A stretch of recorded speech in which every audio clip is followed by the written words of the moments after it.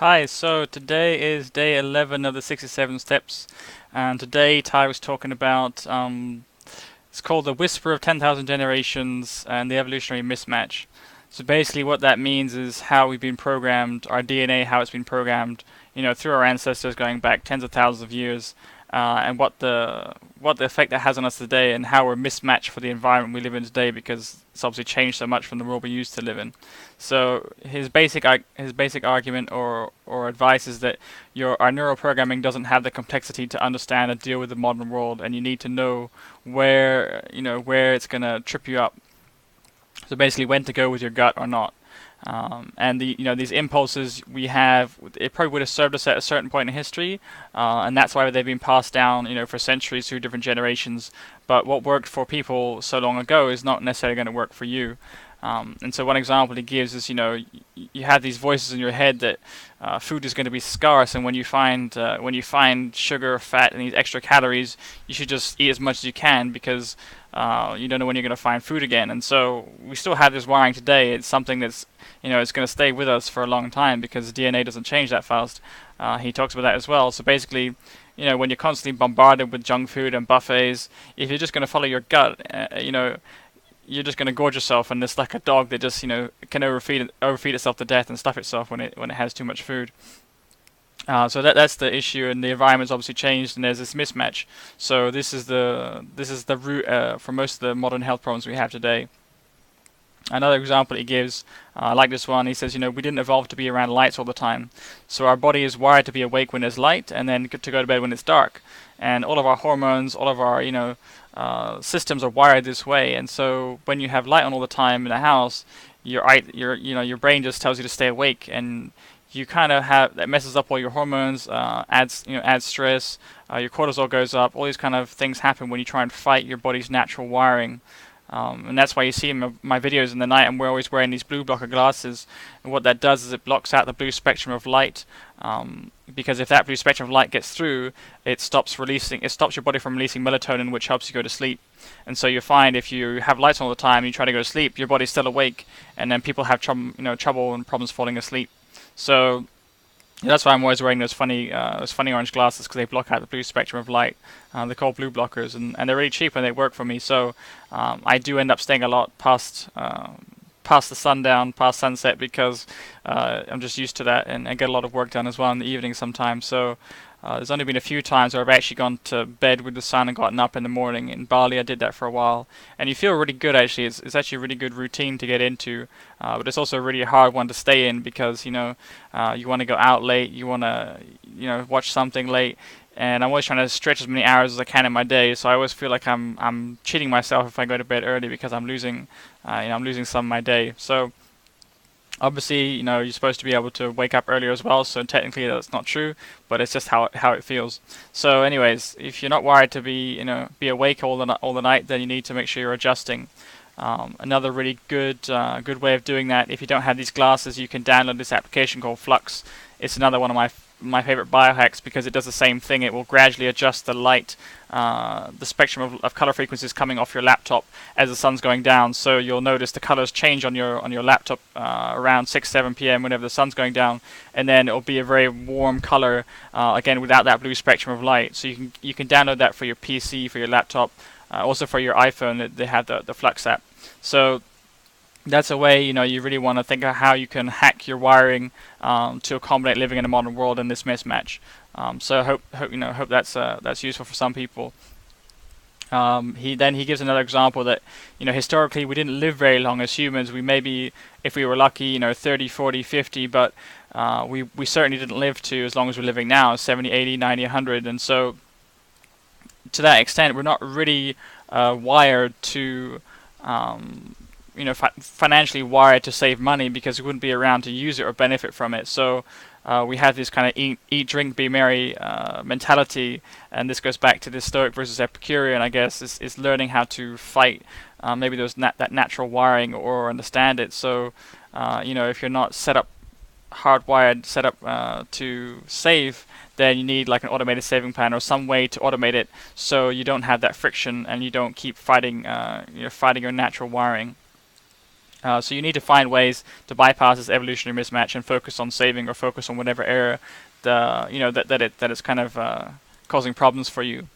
Um, he says that it's even worse because with food for example, we have these modern food systems and these scientists coming up with these flavorings and recipes, and they're always trying to prey on your instincts for sugar, salt, and fat. So you take one bite of this crisp or this Pringle, and suddenly it sets off this wiring to just eat as much as you can and stuff your face, because obviously that makes the food companies more money. So this is something that it's even made harder because we're deliberately being sucked into eating food that's not good for us, and it's going to wire our brain to trigger our brain to just eat the whole pack.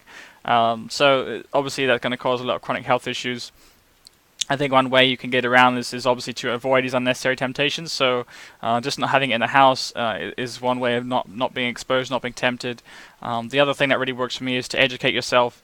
I never had a huge problem, but when I started to read about health a lot more, started to understand all these things that they're putting into modern junk food, Coca-Cola, crisps, sweets, all the MSG, all the flavoring, all these things that really mess up your body. When you really understand what they do to you, you can kind of overcome that wiring. And now I can walk past aisles and not be tempted at all.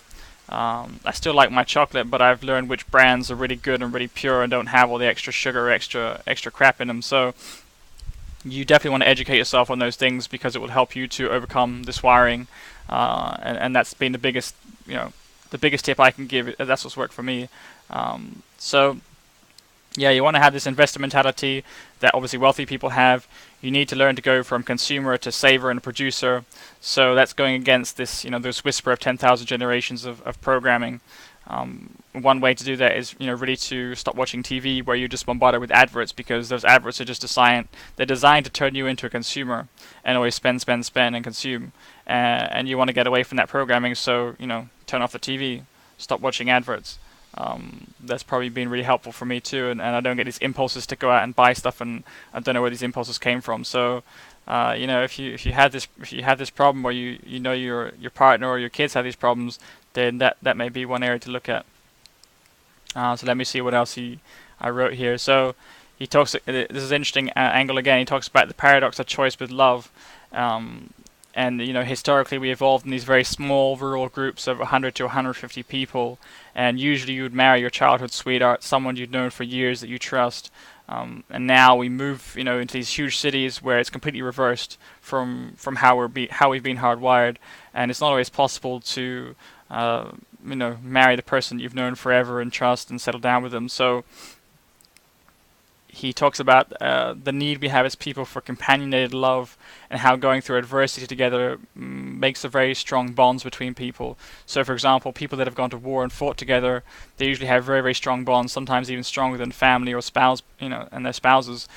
They're more connected to their war buddies because of what they went through. So this also applies to your older friends, your family, and even romantic partners. Basically, if you have old friendships, you should think about maybe hiring or working with these people, because you have this bond that's developed over time. And he talks about how new friends are great, but old friends are the best. And so he tries to integrate these people into his life. And obviously friends, he tries to pick the friends that are not going to bring him down, but the ones that are inspiring or at least support him. And he'll try and seek those people out and integrate them into his life. So I've done that a little bit when I can, in terms of asking my my brothers or my sisters, my family to come spend time with me when I travel in Europe, and that's a way for us to spend time together. And I think about working with some of my family as well. So when you can, and your friends that you trust and you spend a lot of time with, when you can, try and get time around them, because that's special. And I notice that still when I go back to UK, the friends that I've had for 10, 20 years, that bond is just really strong, and that's something that is very hard to replace or to find with new friends. So don't pick the bad ones just because they're old ties. Obviously, pick the ones that are not going to hold you back from the good life. And then he talks about also the power of others. There's a book called The Power of Others he mentions, and there's a study that shows that people with more friends are happier. So you need a certain volume of social interaction. and this is something I'm coming to learn very slowly. I think that for a long time I've been someone who's quite happy to be alone with myself, just reading, just whatever, spending time with myself, learning, and I have maybe not paid as much attention to making friends and being socially active as I could. And so you probably want to try and find people that balance you out in that area. So have friends that will drag you out, have a partner who's more socially active and is going to, invite people around or whatever to have the interaction. I think I'm definitely getting better at that now, and but for a long time I like to spend a lot of time alone. So I think that because I travel a lot and I moved around a lot with work as well, I've had to find ways to kind of deal with that and cope with not being around people I care about. Because if you're just thinking about people you miss all the time, you can also get quite sad and lonely and depressed. So maybe that's just a coping mechanism for me, is to not develop such close relationships and just to have, just to be very comfortable with myself, because I'm going to spend a lot of time moving to new places and going to new places where I don't know anyone. So that's how it applies to me. Yeah, and he gives some more examples. You can't keep your house stocked with Skittles and Pringles and expect your willpower to save you. So this is what I was talking about. You don't have these unnecessary temptations and then expect your willpower to be there to save you. So he says another way to think about it, or another way to deal with this, is to eat out less. Apparently the average person in America eats out 4 times a week, and probably most of that time is fast food. So again, if you're eating out, you're exposed to a lot of temptation. He says, the restaurants are all designed to make money, so they're all going to feed you food that's probably not in your best interests. Very rarely you find, really good quality food, and that's probably really expensive, so you couldn't eat out that much anyways if you wanted to. I eat out a lot. I eat out a lot in Bali because the food's really good there, but apart from that, I try and eat out less, maybe once, twice a week, and the rest of the time, either we're cooking at home or I'm making really quick food. I don't enjoy cooking that much myself, so if my partner cooks, then I'll help her with the washing up or something like that. If you don't enjoy cooking, you need to find a way to simplify it. I use bulletproof coffee to have one of my meals is usually coffee with butter and coconut oil, which is a really good recipe. So that helps keep me full. I don't have to spend a lot of time on eating. I just kind of get it done, get on with my day, and I like to not spend hours in the kitchen. So find whatever works for you, but eating out less is probably one of those ways to reduce temptations. He says setting up an automated saving plan, so it's not your nature to save, so automated it, take the fight out of it. And then he says with reading, we didn't really evolve to read, so I'm not sure how true that is, but definitely some people struggle to read. And you shouldn't fight that. He says, use audiobooks, use YouTube, use in-person mentors to learn if you can, and just find what works for you. So for me, the reading, it's quite difficult to concentrate for long periods of time until I started using this speed reading app called Spritz. So I'm going to do a separate post on that, but definitely check out that app out if you have trouble reading, concentrating and focusing, or you keep losing your track on the page and having to go back. That wastes a lot of time. With speed reading, I'm going through books much faster, and so I'm really enjoying reading again. So he says, don't fight nature, don't fight physics, your biology, how you're hardwired. If you stay up at night with the lights on, you're gonna stay up later, have extra stress, cortisol, that obviously causes fat storage and things like that. So there's all kinds of knock-on effects and chronic diseases that come from being in these states, of chronic low-level stress. If you're watching TV, you're going to be driven by ads to become a consumer, so you're not going to be a producer, and you're not going to get the good life. And then he says that, I'm not sure which study he's talking about, but he says that your DNA changes 1%, about 1% every 10,000 years. So within your lifetime, your DNA is not going to change that much. Obviously, we have switches that turn genes on and off, so that's a different argument. I think that environment is quite important as well. You can reprogram some things by changing your mindset and your thinking. So what he's talking about here is kind of this hard wiring that is very hard to escape. Just stuffing your face with food when it sets off the right signal in your brain that you should eat more food because you don't know when you're going to get food again. So that's because your DNA doesn't change very much. It's not adapted to our generation and to our environment. It's just to learn to harness the power of nature. And this is a strange example. He says that horses and bulls used to be the primary reason for human death and accidents. So I guess this is going back to when we were around animals more. And so they're really powerful creatures. If they switch on you, you can have an accident. It can be fatal. It can hurt you. But used correctly, they're very powerful and they can work for you. So you want to try and find ways to harness energy and harness the nature to work for you, not against you. And he says, just watch how people are when they eat food. Are they the master or are they the slave? And you see it sometimes in McDonald's. You watch people eating; they just look like they're the slaves, and they're just eating something they probably know is terrible for them. They look terrible. They probably know it deep down, but they're just slaves to their brain and to those signals that they should eat. What they're eating is obviously going to kill them, but they do it anyways. So this modern convenience. It's done a lot of things that make it difficult for us. Obviously, there's tons of advantages to technology, so it's not like it's good or bad, but you need to understand where it's working for you, where it's not. The other example he gives is that it's removed the need to interlock for dependence. So because we don't live in these small communities like the Amish anymore, where everyone around you, you need to keep those ties because this guy's going to help you build your house. This guy's going to help you with your food, whatever. We don't have that same connection. We can get everything without having that interdependence. But we're hardwired to be connected for happiness. So you got to find something bigger than you are. You got to find a tribe. You got to find a cause. You got to get behind something that is bigger than you, and that's going to help you find happiness. So we don't need it to survive the same way we used to, but we're still hardwired to need connectedness for happiness. And so that's an area that I've definitely neglected. And now I'm meeting a lot of entrepreneurs and other cool people, so it's not as much of a problem. But for a long time, I felt very distant because I was a long way away from home, different culture, different people, and it can be quite isolating and quite challenging to replace that and to find a tribe. So that's something I'm working on. And then the question or the challenge that he poses for the end of this lesson is, what's the area, in the whisper of the 10,000 generations, what's the area that's not working in your favor and how can you change it? So I think for me it's very obvious. It's finding this cause bigger than I am. It's finding a tribe and having that connectedness, that feeling of belonging to something to be happy. And so I'm working on certain networks there are for entrepreneurs where you can meet people anywhere you go. I met some really cool people traveling this year, and so there's definitely ways to hack that. I'm traveling with my partner, so I'm not completely alone.